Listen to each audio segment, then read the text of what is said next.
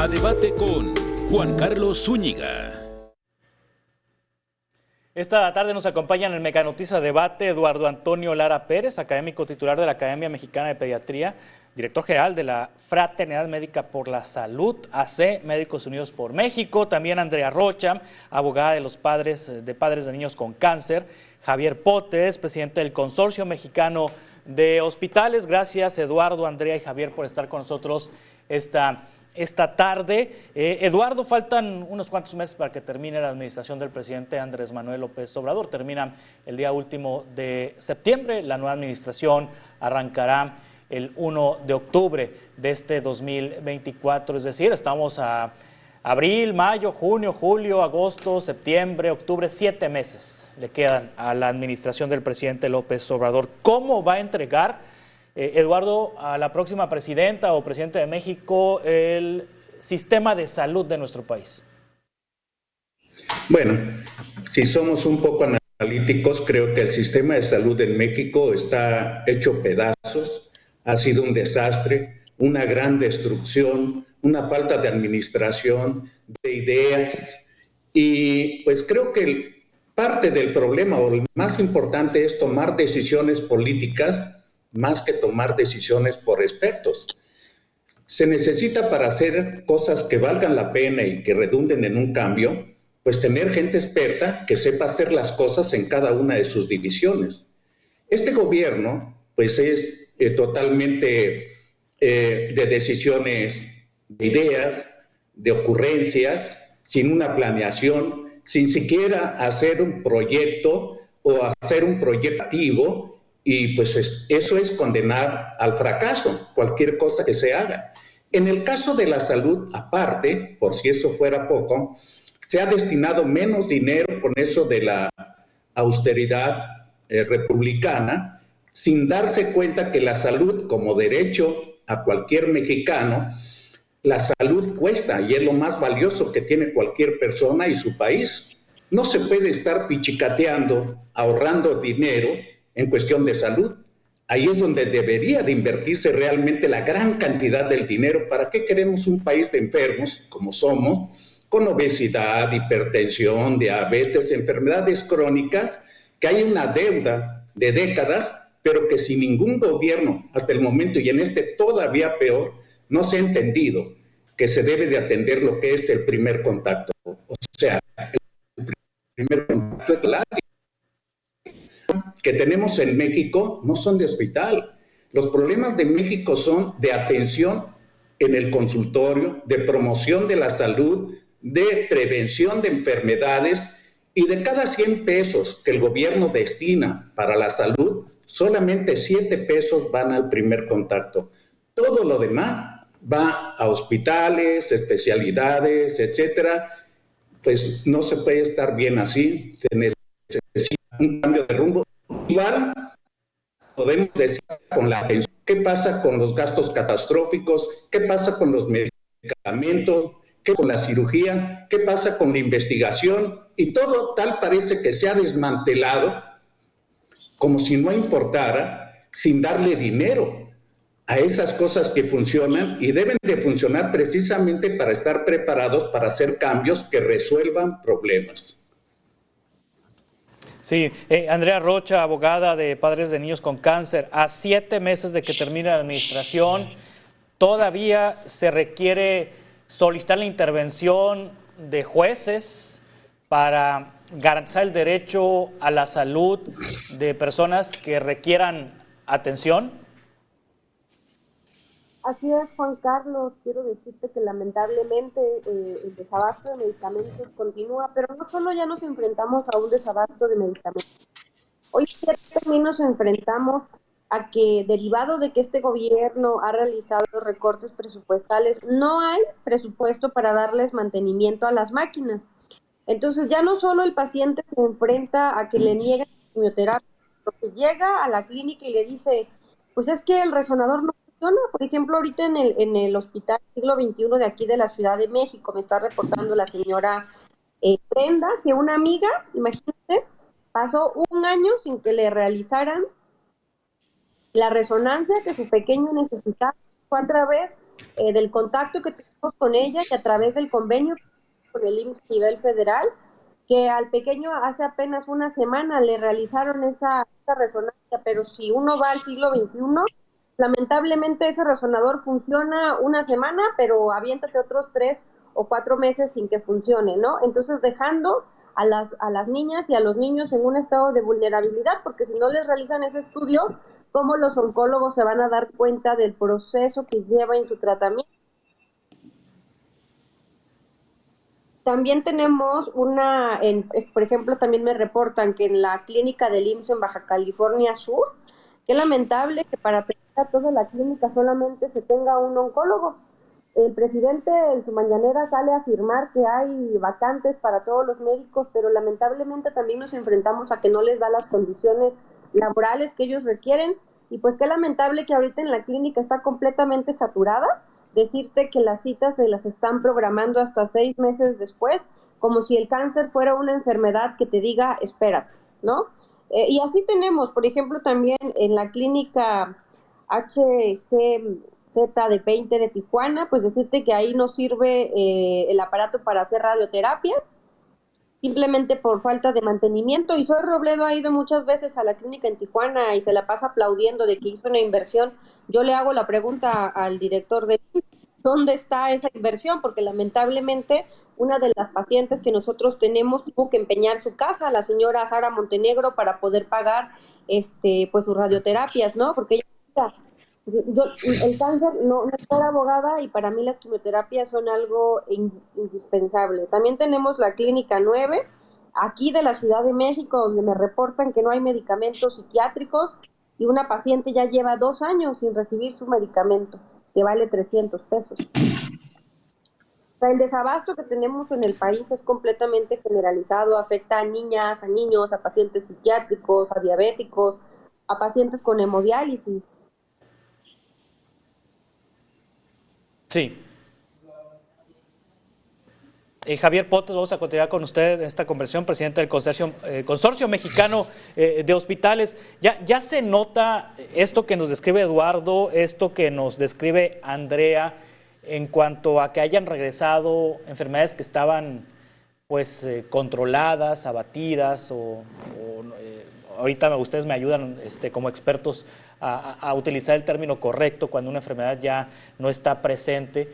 Se ha notado en el número de fallecimientos, se ha notado en el incremento de consultas en consultorios adjuntos, adyacentes a las farmacias. ¿Cómo se ha notado esta situación que nos describen tanto Eduardo como Andrea, Javier? Sí, gracias, Juan Carlos. Un gusto saludarte a ti y a tu auditorio.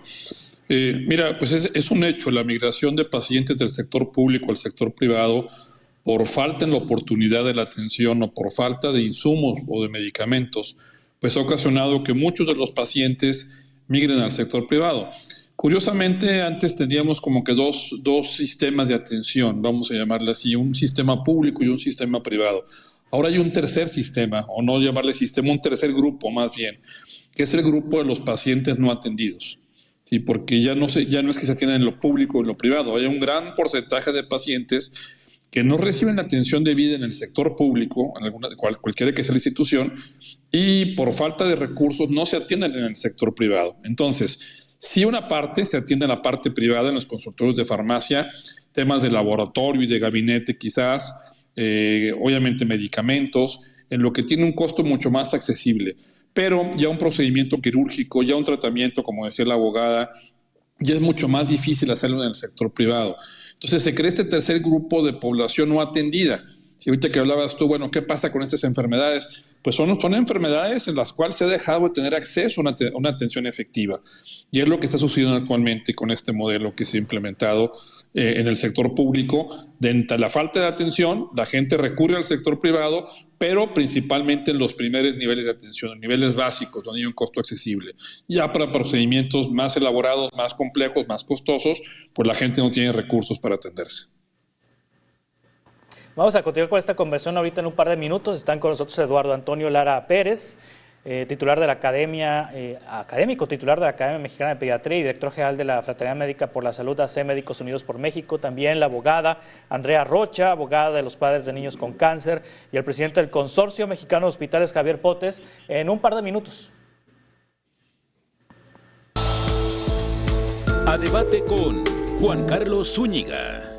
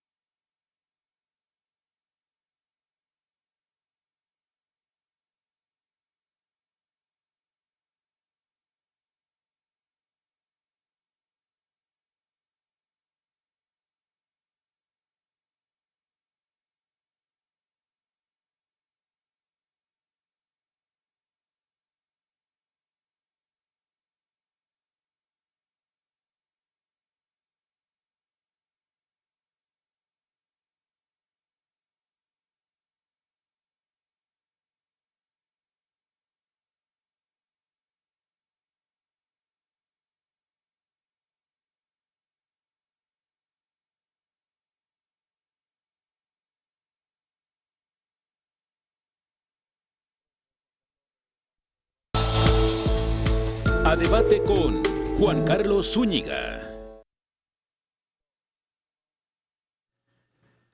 Continuamos en Mega Noticias Debate. Eduardo Antonio Lara, Andrea Rocha, Javier Potes con nosotros esta tarde. Eduardo, ¿se ha detectado un incremento de enfermedades controladas en el pasado? ¿O la presencia de las mismas? Sí, y voy a mencionar una en especial que por el norte del país es frecuente, que es la tuberculosis. California, por ejemplo, y por la frontera de California, emigran una gran cantidad de mexicanos infectados por tuberculosis, y en Estados Unidos los sitios que se han detectado de tuberculosis son en la zona de Los Ángeles. ¿De dónde llegaron esos mexicanos? Pues de México. Ahora, la tuberculosis no es nueva, pero en este gobierno, se dejó de poner vacuna de BCG por varias razones. La primera es que el presidente le echó pleito a los laboratorios, incluyendo a los laboratorios de vacunas, y se dejó de surtir un biológico que tiene una caducidad. La vacuna de la tuberculosis viene en un frasco liofilizado con 50 dosis. Cuando se abre, por eso antiguamente en el Seguro Social se decía, vengan los martes y los jueves, todos los que se puedan, para utilizar cada vez que se abre un frasco. Y entonces ahora no hay ni frascos. Y hay pacientes que nacen, que se debe de poner la vacuna en los primeros días o los primeros 6 meses de vida, y hay niños que llegan al kinder y no se les ha puesto la vacuna de la tuberculosis, tomando en cuenta que a los 2 años ya fueron infectados por el bacilo tuberculoso. Ciertamente no tenemos los casos graves y mortales que teníamos anteriormente, porque hay un montón de filtros que ayudan a contener un poco eso. Eso por decir un poco, en el gobierno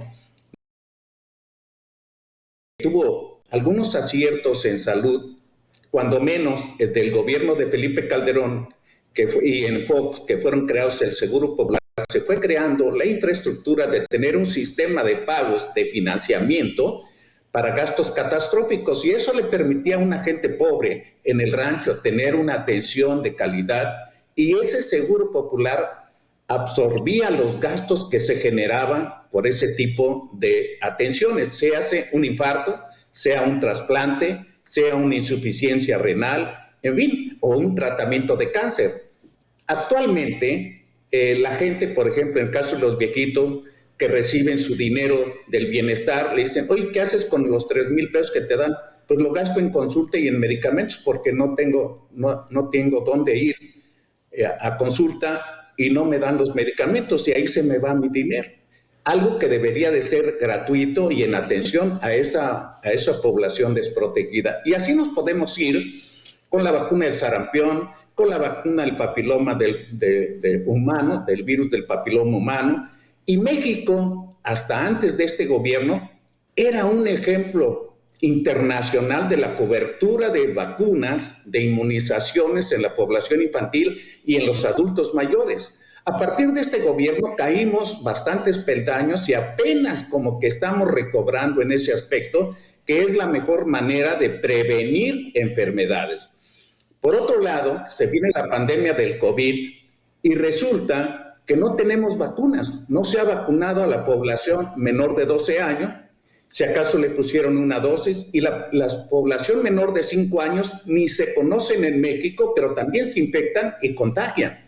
Simplemente ya no se mueren tanto como cuando empezó la pandemia. Y nos ofrecen una vacuna que no tiene reconocimiento internacional, que no tiene las reglas del juego científica para hacer conejillos de indias, aquí los mexicanos, de ponerse una vacuna como la vacuna Abdalá o la Patria, que no tienen estudios científicos que justifiquen su aplicación, y la gente que tiene dinero y acceso y conocimiento, pues va y paga de su dinero para obtener una vacuna de prevención del COVID, pues porque el gobierno es incapaz de garantizarle como servicios de prevención. En este año se ha hecho una partida de casi 134,000 millones de pesos menos, incluyendo para el IMSS Bienestar, que no es otra cosa que era el IMSS Coplamar. A ver, me voy a explicar. El INSABI se echó a andar sin reglas de operación, sin un sistema ni infraestructura, simplemente enclavado por un capricho, por una idea, y fracasó. No se esperaba menos. Se sustituye ahora por algo que más o menos funcionaba bien, como era el IMSS Coplamar, que era la forma como el Seguro Social hacía campañas de detección de enfermedades y de atenciones primarias, hasta ahí, y ahora se le llama IMSS Bienestar, pero ni son asegurados, ni tienen derecho a los servicios, ni hay una partida de dinero para la atención, ni medicamentos, ni mucho menos los gastos catastróficos.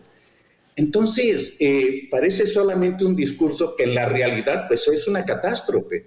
Es una catástrofe no saber cuánta gente murió en el COVID, el mal manejo del COVID, y todas esas muertes que eran prevenibles y predecibles han dejado de serlo simplemente porque la gente es inepta, no hay presupuesto y no se aplica dinero para fomentar la salud de los mexicanos y atender sus necesidades. Sí, Andrea Rocha, en la parte legal, ya después de la pandemia de COVID y en esta realidad en donde se tiene acceso por parte del sistema de salud de las vacunas Sputnik, Abdala, más que la Sputnik, y la Patria, que es la vacuna que hizo el gobierno mexicano, el CONACYT, COECYT se llama ahora, ¿no? CONACYT, bueno, CONACYT con H. ¿Le ha tocado promover algún recurso legal para que se vacunen a niños o recursos legales para tener una vacuna distinta a las que ofrece el sistema de salud? Mira, decirte que en el momento tiene lo del tema del COVID, recordarás que en un inicio había dicho Hugo López en sus conferencias matutinas que los con cáncer no era tal, iba a pasar, ¿no? Fue a través de una que una juez le puso una vacuna Bueno, vamos a ahorita recuperar la comunicación con Andrea Rocha. Tenemos problemas con la conectividad. Andrea, ahorita regreso con usted. Voy con Javier Potes. Javier, bueno, ya lo escribía ahorita Eduardo, el primer sistema que creó este gobierno fue el INSABI, ahora está el IMSS Bienestar. Ya, de hecho, algunos gobiernos estatales han firmado los convenios para traspasar toda la infraestructura, inclusive el personal que estaba adscrito a los gobiernos estatales, a las secretarías de salud de los estados para operar este sistema IMSS Bienestar.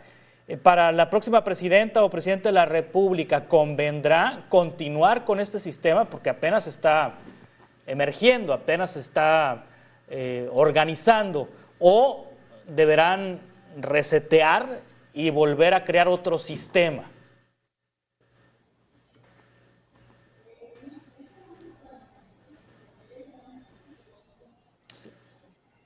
Sí. A ver, no tengo comunicación con Javier tampoco. Regreso con usted, Eduardo. La misma pregunta. ¿Deberán resetear el IMSS Bienestar o continuar con él en la próxima administración? Híjole, yo tengo la fe de que ya no siga la continuidad. O sea, esto que se ha llamado, mal llamado transformación, pues se ha transformado para mal.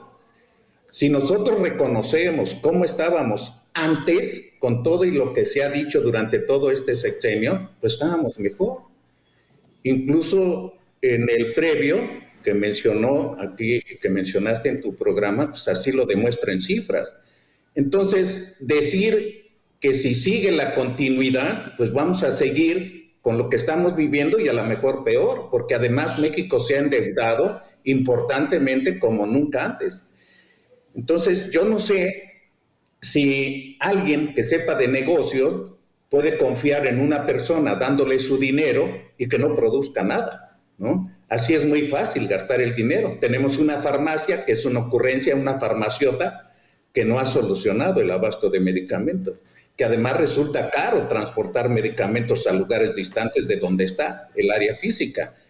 En Dinamarca, tanto que se ha hablado del sistema de Dinamarca, que lo ha hablado el propio presidente, en Dinamarca se descentraliza todo.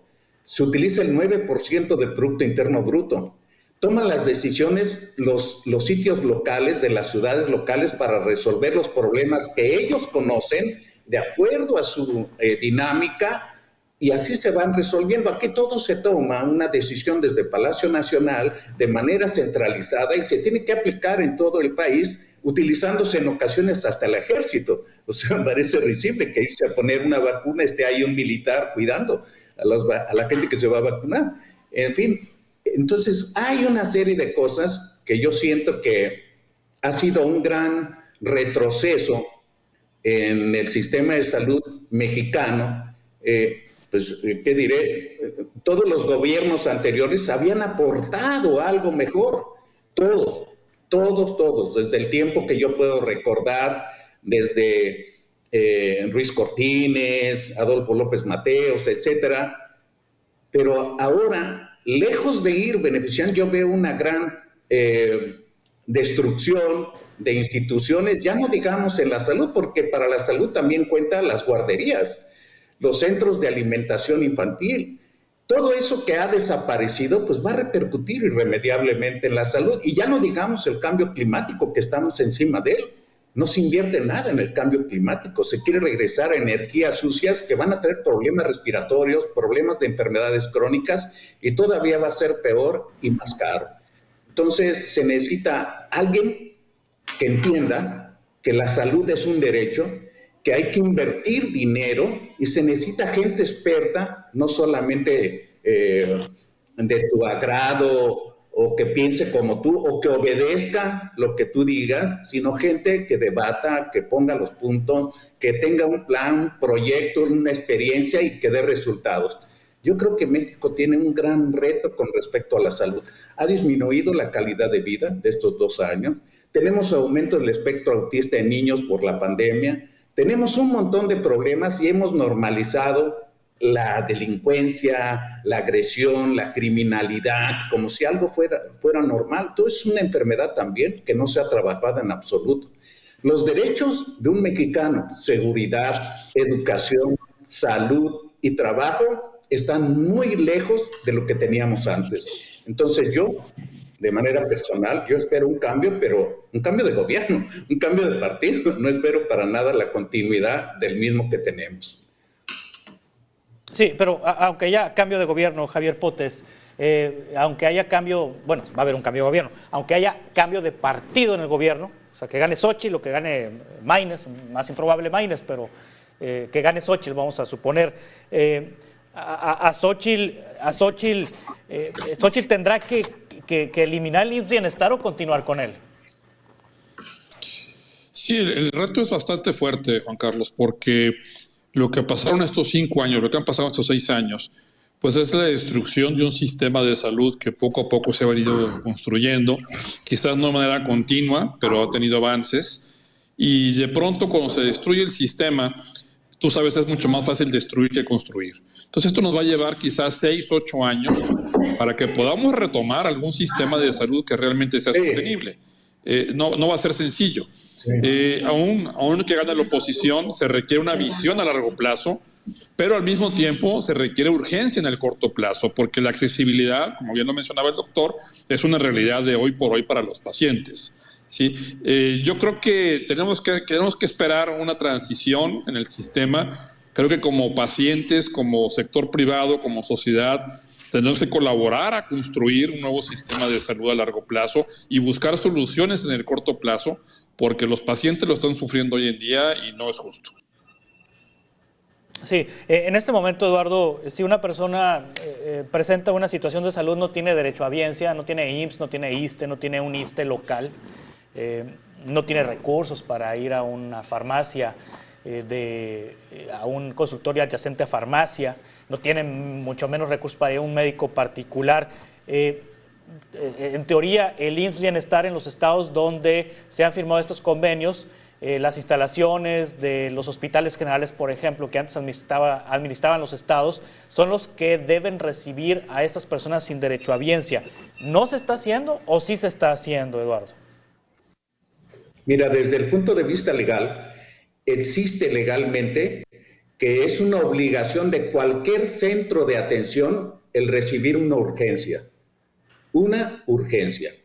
sea el Seguro Social, el ISSSTE, Pemex, particular, incluso no se puede negar a dar un servicio de urgencia. Eso en la práctica es bastante lejos de la realidad. La gente, ahora en la pandemia, lo que sacó el sistema de salud del primer contacto en la pandemia fueron los consultorios de farmacias. Ellos fueron los que realmente atendieron a los pacientes en sus necesidades de atención, no el Seguro Social, ni Salubridad, ni ninguna otra institución. Fueron los consultorios de farmacias. Y en este caso, resulta hasta un poco jocoso que se había luchado por la medicina de élite, la medicina científica. En la década de los 70s, el Seguro Social, el centro médico, fue el centro hospitalario más importante de toda Latinoamérica. Era un líder en equipo, en investigación y en médicos sobresalientes, porque los apapachaban que hacían investigación y formaban nuevas generaciones. El Seguro Social, cuando se empezó a manejar a partir de Farel, el farelato, se empezó a manejar como un negocio, no contando pacientes, sino números, no contando calidad de atención, sino simplemente tiempo de atención. Entonces, viene una gran diferencia en lo que es la prestación de servicios de salud, que no se puede medir como si estuvieras vendiendo algo o comprando algo. Y entonces ahí viene la gran debacle, la falta de equipo, la modernización de equipo, el invertir en capacitación, en invertir en investigación. Todo se hace ahí más o menos. Los grandes hospitales internacionales se caracterizan por crear tendencias, modas. ¿Por qué? Tienen los mejores equipos, hacen investigación, publican trabajos científicos que sirven de modelo para otras personas que no son capaces de crear su propia inteligencia y experiencia. Bueno, pues eso ha dejado de suceder en México. ¿Por qué? Pues simplemente no hay dinero. No hay dinero. Ahora decían de los médicos, la licenciada decía que faltaba un oncólogo, Y yo diría, a lo mejor no falta que se vaya al IMSS o algo, pero le ofrecen un salario risible, lo cambian de ubicación con los peligros que depende de su seguridad, pues realmente se vuelve muy complicado, pero no así para los médicos cubanos que contrató este gobierno, que les pagaban en dólares una cantidad impresionante, que les daban hotel, que los llevaban en transporte. Caray, ¿cuántos médicos como nosotros que nos jubilamos de la institución hubiéramos querido que nos dieran siquiera un estetoscopio? Entonces, hay una serie de cosas totalmente incongruentes que para unas cosas se gasta más sin que tenga resultados y para otras que son necesidades no hay presupuesto, no hay dinero. El 65% de la gente derechohabiente del Seguro Social y que paga cuotas no va al Seguro Social. Y no va porque no puede hacer una fila inmensa, porque no puede ir a la hora que le citan y porque además si va a la hora no hay el medicamento y tiene que regresar en varios días a preguntar si le van a surtir la receta. Entonces no solamente se vuelve limitado, pobre, inoperante el servicio, sino que además parece una burla. Y no hay manera de solucionar esto que se ha vuelto una constante. Y nos vamos acostumbrando a que así debe de ser. Ahorita que pasaron la madre que tuvo a su bebé ahí en la calle, es una desgracia, es una vergüenza que eso suceda en México. Es impresionante, de verdad. Y bueno, tal parece que a nadie le importa. ¿A quién debería de importarle? Bueno, pues debería de importarnos a cada uno de los mexicanos que si estamos a gusto, pues votemos por eso, pero si no estamos a gusto, pues la única manera que tenemos es votar por un cambio. Necesitamos cosas diferentes que resuelvan problemas, no que sigamos con lo mismo. Realmente es muy triste lo que ha sucedido con el sistema de salud en México. Vamos a continuar con esta conversación ahorita en un par de minutos. A debate con Juan Carlos Zúñiga.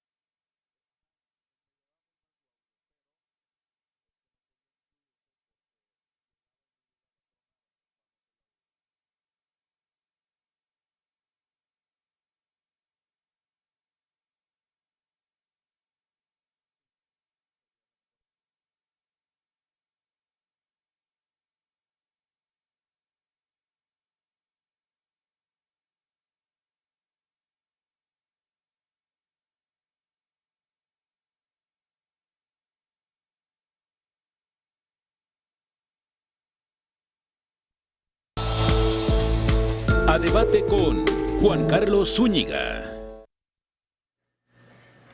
Y estamos en la parte final de este espacio de Mega Noticias Debate con Eduardo Antonio Lara, Andrea Rocha, Javier Potes. Andrea, recuperamos la comunicación con usted. Una conclusión en 30 segundos. ¿Qué esperar de la próxima administración federal? En 30 segundos, por favor, Andrea.